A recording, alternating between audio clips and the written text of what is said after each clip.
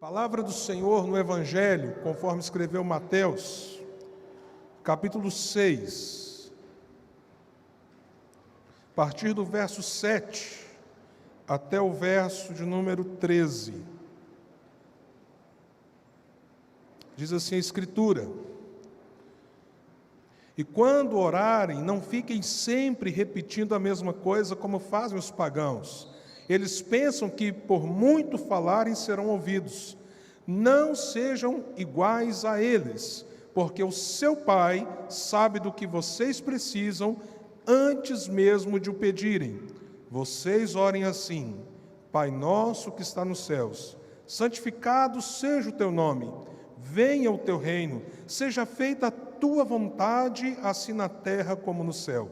Dá-nos hoje o nosso pão de cada dia. Perdoa as nossas dívidas, assim como perdoamos aos nossos devedores. E não nos deixe cair em tentação, mas livrai-nos do mal, porque teu é o reino, o poder e a glória para sempre. Amém. Amém. Já que a gente está falando tanto de África hoje à noite, né? Já visitamos, já dançamos, já cantamos, eu vou também dar a minha pincelada aqui. Posso, Paulo? Eu vou ensinar duas palavras para esse povo, em uma língua africana, mas é numa região um pouco diferente. É lá para o lado da Guiné, do Congo, aquela região lá, tá bom? Vamos ver se vocês vão conseguir aprender. Baba e Etu. Vamos lá? Baba e Etu. Última vez. Baba e Etu. Será que até o final da mensagem você vai lembrar ainda dessas duas palavras? Baba e Etu. Ok? Duas palavras. Mas o que é Baba e Etu?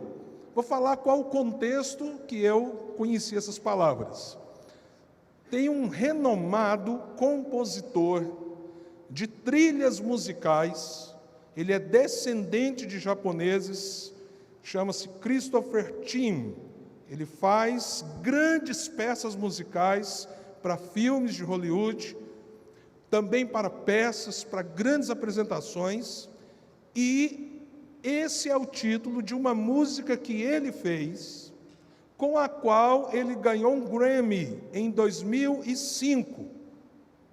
Ele ganhou 2 Grammys, mas ele ganhou uma específica com a música Baba e Etu, que ele compôs com essa língua africana.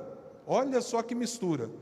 O cara é americano, descendente de japonês, compondo uma música com uma língua africana de uma determinada região da África. E, de fato, ele ganhou muitos prêmios com essa canção. Muitos prêmios. Isso mostra como o nosso mundo se tornou um mundo diverso. As culturas se misturam. Como eu disse, alguém cuja família é de origem asiática, não é? Trabalhando no mundo, diríamos assim, das produções norte-americanas, usando uma língua africana. E detalhe, olha que coisa interessante, essa música, Baba e Etu, ela foi a primeira música que ganhou um Grammy, tendo sido feita para games. Ele fez essa música a pedido, da produção de um jogo chamado Civilization 6. Eu sei que jogava Atari, hein, irmão. Sei que jogava aquele Nintendozinho. Nintendo era quem? Não, era o inverso. O meu era Nintendo. O pessoal da rua mais em cima era o Atari, que era um pouquinho mais caro, né? Você jogava aquele trenzinho, não é? Enduro, lembra?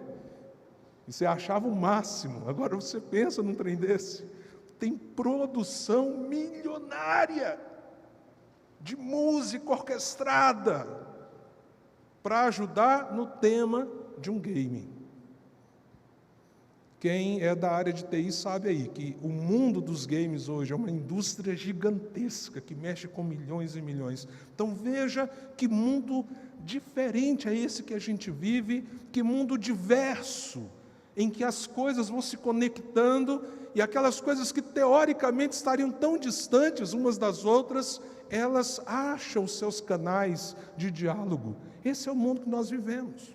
Mas apesar do mundo ter se tornado tão complexo e diferente daquela época do mundo de Jesus, em alguns aspectos, em outros, na verdade, as necessidades são as mesmas. As realidades do coração humano continuam as mesmas. Os clamores da alma continuam os mesmos. Os mesmos. E aqui no texto que nós lemos, texto extremamente conhecido, eu creio que da maioria absoluta de nós, Jesus está ensinando algo tão básico, mas tão fundamental para a vida do cristão. Quando a gente lê lá no texto correlato, e o texto correlato é o Evangelho de Lucas, capítulo 11, do verso 1 ao 4, inclusive aparece uma pergunta. Lá em Lucas 11, os discípulos chegam para Jesus e falam assim: mestre, o senhor pode nos ensinar a orar? O senhor pode nos ensinar a orar? Mateus organiza essa resposta dentro aqui do ambiente do Sermão do Monte, dando ênfase a que isso tudo acontece naquele diálogo tão marcante de Jesus e os seus discípulos. E se você olhar um pouquinho antes, havia aqui então duas referências de tipo de oração. Jesus faz uma crítica, antes de ensinar como orar, aos fariseus. Então você tinha de um lado a referência do legalismo religioso, que tem uma capa de espiritualidade. Como Jesus diz nos versículos anteriores aqui, olha, não sejam como os fariseus. As orações deles são belas, bem elaboradas. Um fariseu, se orasse perto de vocês, fala assim: meu Deus do céu, agora nem oração silenciosa eu tenho coragem de fazer. Olha a oração que esse cara fez. E Jesus está dizendo o quê? Não é assim que ora. Porque, na verdade, é uma falsa espiritualidade. Esse legalismo religioso deles é uma falsa espiritualidade. Mas do outro lado, nós lemos também aqui, Jesus diz: mas não seja como os pagãos. Não seja como os pagãos, aqueles que não eram judeus, aqueles que não conheciam o Deus de Israel, aqueles que não tinham a perspectiva da espiritualidade que os judeus tinham, mas também não sejam como eles. Vocês não devem ser nem legalistas na oração, e vocês não devem ser como os pagãos, porque eles oram também para os deuses deles. Mas não orem como eles, porque eles acham que se repetir bastante, então Deus vai ouvir, o Deus deles vai ouvir. Não sejam assim. E aí Jesus nos ensina como orar. A gente tem que aprender a orar. A oração do Pai Nosso, se Jesus acabou de dizer que não é para a gente usar vãs repetições, a oração do Pai Nosso não é uma reza. Estava dando uma olhada e vi um vídeo, por exemplo, 108 vezes a oração do Pai Nosso em aramaico. Internet tem essas coisas demais, né?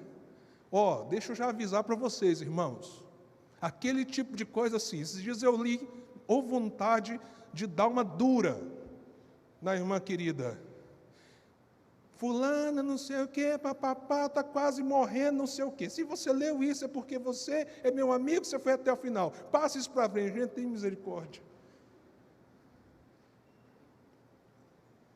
Dá vontade de escrever, sou infeliz, agora que você vai ficar doente. Porque o tanto de raiva que você está passando, tanta gente mandando um trem desse, mexendo com a adrenalina do povo, entendeu? Mas voltando ao negócio lá da oração em aramaico, é mais ou menos assim, aquelas coisas de corrente, né? 108 vezes a oração em aramaico. Agora você imagina você lá ouvindo, parecendo, né, aquela situação do muçulmano, né, quando está lá fazendo a sua reza, e você lá também põe o som, e 108 em aramaico, você não vai entender uma palavra. Aramaico antigo. Quem fez isso? Quem montou isso? Quem está dizendo assim, para a sua oração. Não entendeu o que Jesus falou. Jesus não criou uma reza. Jesus deu um modelo do que deve envolver a nossa oração. Nós poderíamos fazer um congresso, uma conferência, se nós quisermos extrair tudo que nós podemos aprender dessa oração, que não é longa, mas que é tão significativa como um norte para a nossa vida pessoal de oração. Mas eu queria, hoje à noite, que você ficasse apenas com as duas palavras e com o poder que elas significam em termos de princípio, quanto ao modo que nós devemos orar. Jesus ensinou a orar assim: Pai Nosso. Pai Nosso.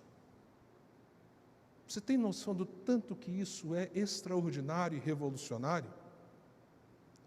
Vamos lembrar que no Velho Testamento, Deus era conhecido através de vários nomes que eram atribuídos a Ele. Adonai, Elohim e tantos outros. Mas havia um nome que para os judeus eles consideravam um nome com uma glória, um peso de glória tão significativo e com uma reverência tão grande, que para os irmãos terem ideia, quando o escriba, o copista, fazia um novo texto, né? Porque eles tinham que fazer os pergaminhos, abastecer as sinagogas, o escriba tinha uma caneta de ouro para escrever o nome de Deus. E detalhe, não pronunciava. Não sei se você sabe, mas o hebraico antigo, antigamente, né, isso há muitos séculos atrás, se escreviam apenas as consoantes. Mas como é que você sabia falar a palavra se na palavra não estavam escritas as vogais? Era tudo tradição oral. Os judeus tinham tanto temor de falar o nome do Senhor em vão, que hoje ninguém mais sabe quais são as vogais junto daquelas consoantes que é o nome do Senhor, porque eles não falavam, de tanta reverência, de tanto zelo, medo de desonrarem o nome de Deus. Muitos acham que a melhor pronúncia provavelmente seja Iavé. Você falou muitas vezes Jeová na sua vida, né? Eu ainda gosto de falar de vez em quando, ô Jeová poderoso. Esses dias o Marco Túlio estava me lembrando disso. Mas não tem como ser Jeová, porque não tem o som de J na língua hebraica. Então não tem como ser Jeová. Então qual que era o som? Como se pronunciava o nome de Deus? Gente, por tanto zelo, pensam o que é isso? Teve tanto zelo o povo no Velho Testamento que sumiu. Ninguém sabe quais são as vogais, porque elas não eram até então escritas. Depois foi criado um código chamado Massoreta, que resolveu esse problema. O hebraico moderno, inclusive, também tem o seu código de vogais. Mas lá atrás, perdeu-se o som do nome de Deus, por temor. Então, se alguém fizesse uma oração, ele, por exemplo, não iria pronunciar Yahvé. Não! Aí chega Jesus e diz assim: orem ao Pai. Orem ao Pai. Você tem noção do que isso significa para a nossa oração? Porque se eu olhar à luz da palavra de Deus, mesmo um pai terreno, quais são as coisas que deveriam envolver esse pai? Sustento, proteção, disciplina, cuidado, afeto. Então, quando Jesus diz assim, vocês vão orar, Pai, o que Ele está nos ensinando sobre aquele que recebe as nossas orações, que é o Adonai, que é o El Shaddai, que é o El Elyon, que é Yahvé, o Deus Todo-Poderoso, Senhor dos céus e da terra, mas quando eu orar, eu devo olhar para Ele como Pai. E quem está dizendo isso? O Filho eterno do Pai. Se nós pararmos para pensar só no que isso significa para a nossa vida de oração, a liberdade em Cristo, porque é em Cristo, irmãos, que nós temos essa liberdade, o chamado de Cristo para nós orarmos ao Pai. Pensem na riqueza que isso trará para as nossas orações, se nós entendermos o que significa poder se aproximar de Deus dessa maneira. Mas eu disse que eu queria também chamar a atenção para essa segunda palavra, Pai Nosso. E aí o nosso nos dá uma natureza de pertencimento. Ele não é um Pai, Ele é nosso Pai. Nosso Pai. E por que eu posso me incluir entre esses que oram Pai Nosso? Porque através da obra de Jesus eu fui adotado, eu fui feito filho de Deus.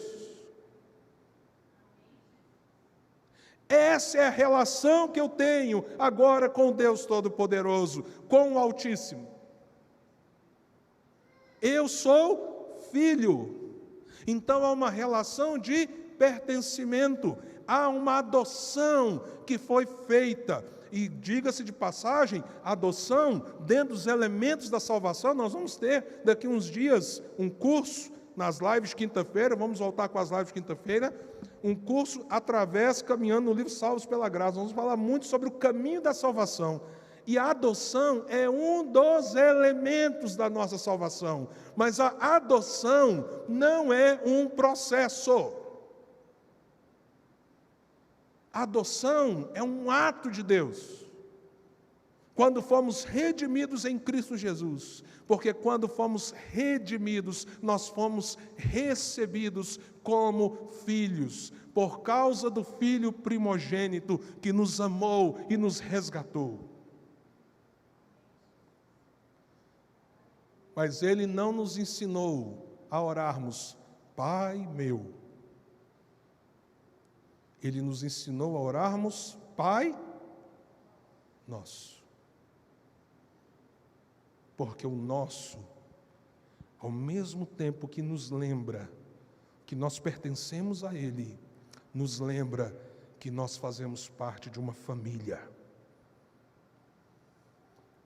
Tem uma coisa que de vez em quando eu lembro o Ministério do Louvor.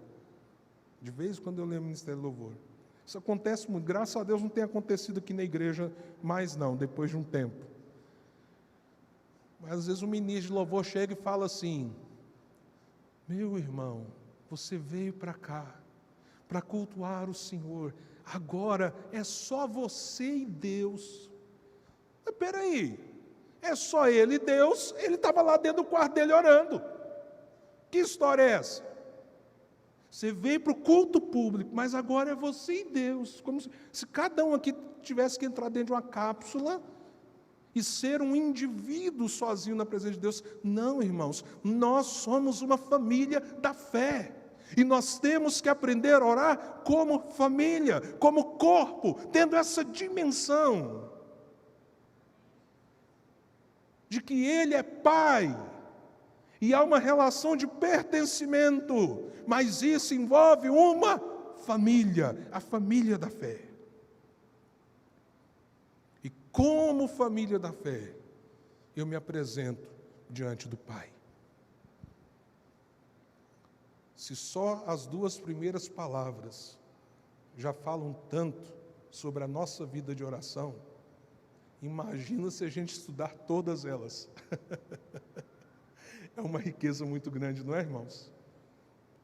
Mas eu ensinei para vocês duas palavras em africano, lá da região mais de cima da África. Como é que fala mesmo? Vamos ver se alguém acerta aí. Baba Yetu. Que um americano descendente de japonês fez uma grande produção musical. Vocês não estão com vontade de ver, não? Não ficaram curiosos, não? Mas acho que uns aí já viram. Dá vontade? Eu esqueci de falar. O que significa Baba Yetu? Vamos ver então no vídeo?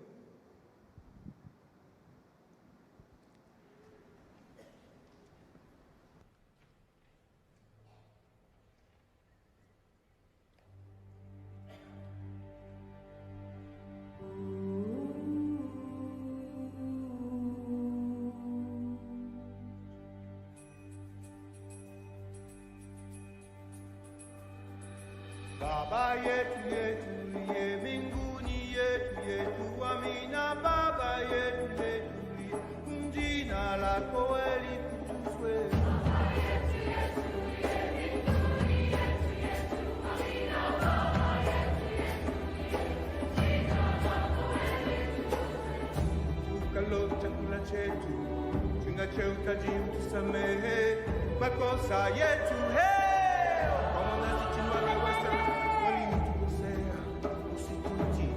katika na jungu lakini usokwe na yule uamue milele.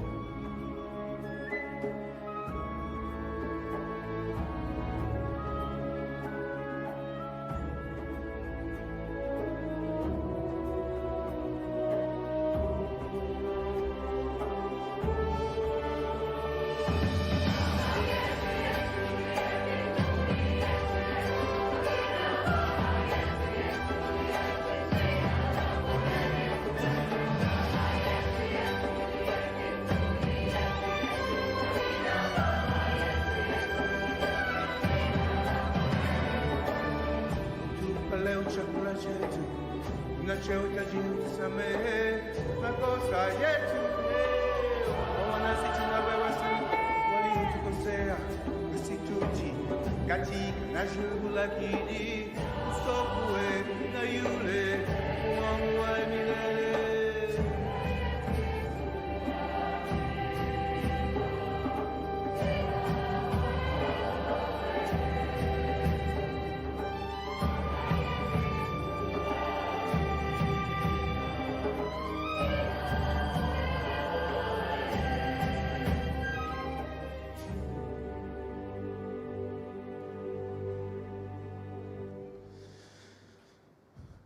Baba Yetuye, Pai Nosso, Pai Nosso. Nós vamos encerrar esses 10 dias de consagração, cantando também a oração que o Senhor Jesus Cristo nos ensinou. E em nome de Jesus, que o Espírito Santo de Deus abra o nosso entendimento, para entender o que essas duas palavras, em meio à nossa oração, o que elas significam. É para o Pai que você ora, tendo como intercessor o Filho, e você ora no poder da ação do Espírito Santo. Pai nosso. nosso. Vamos ficar em pé, vamos adorar.